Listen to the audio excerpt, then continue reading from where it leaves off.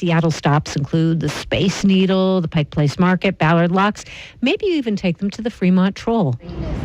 They told me about a big scary troll, so I had to come see it. Is this something that you take people to from out of town? Sometimes, yeah. Why?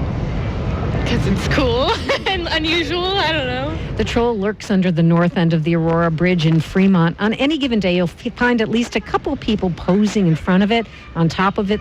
It's just an amazing thing. The troll seems like it rises up out of the dust. You see his head, shoulders, arms, and hands, and he's holding a real VW bug in his right hand like he's about to squash it. The troll turns 23 this fall, so it's a great time to revisit his history.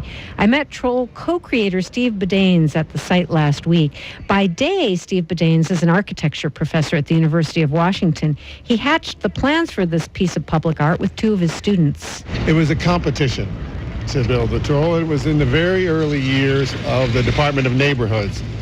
And the Arts Council, they got a neighborhood matching fund grant to do something with the space under the bridge here, which was, formerly loaded with mattresses and crack pipes and bottles.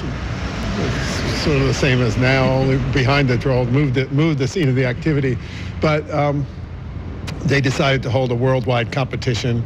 There was a jury of, I guess, local artists and activists, and they selected 3 finalists, and the public got to vote. And that was the unique part, is that not many pieces, if any pieces of public art, are decided by public vote. So that vote was was it in 89 or 90? It was in 1990. The whole thing took place in 1990. The vote took place at the Fremont Fair.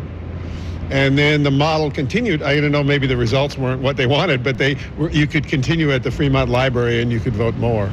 Was this the original design? This isn't the original design, but it's the original idea.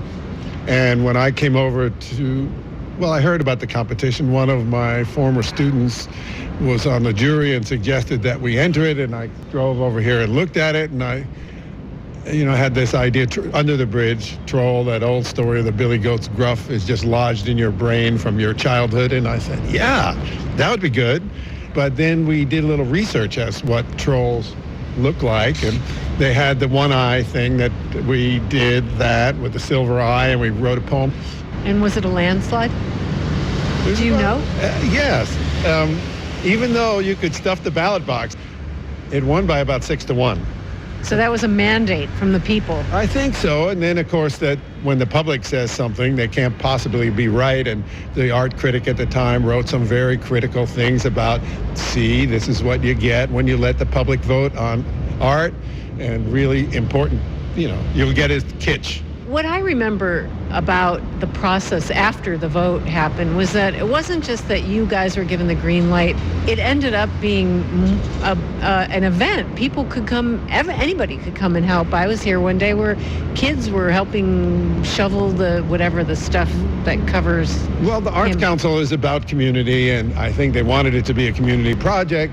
And it was suggested that we work on the weekends so that we could accommodate volunteers. And it's a very labor-intensive process, and as long as someone's in charge, you can keep people busy. There's lots and lots of little manual tasks and shoveling and things that people can do and feel good about. And a lot of them came to do it, and we made an event out of the whole thing. Despite what the art critics say, you and I are sitting here, and there's a steady parade of visitors. People. Some people get out of their cars, and people climb and have their pictures taken on it. I mean, the tour buses come by. They do? Busloads of Japanese tourists, and the ducks ride the ducks. And yes, I'm surprised that a bus hasn't come by if we've been here 10 minutes. People get married here. No. Yes, I found a picture on the internet of a couple getting married at the Fremont Troll. So you have designed houses. You go around the world and you talk about architecture and design, and is it fair to say that this is your most well-known piece? Certainly, if they write an obituary, this will probably be mentioned that I did, and I'm pretty proud of it too. I don't think I've ever designed and built anything that so many people have seen and has made so many people happy.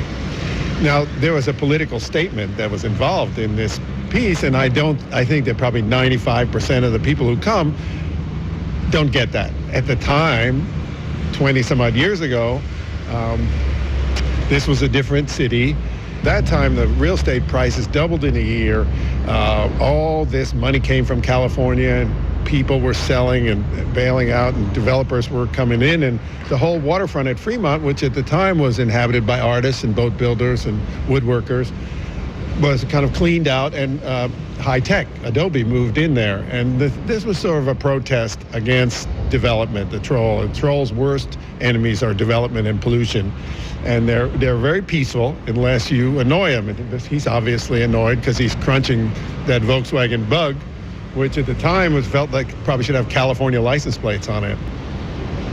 Do you come and have hours here? No, but when I get older, I guess I can have a little kiosk and sell trollabilia, and I'll never go hungry. It's University of Washington architecture professor Steve Badane's co-creator of the Fremont Troll. There's a new film about the troll in Fremont. It's called Hall of Giants. The story of Fremont and the troll has a premiere screening at SIF Cinema on Queen Anne Hill this Thursday at 7:15.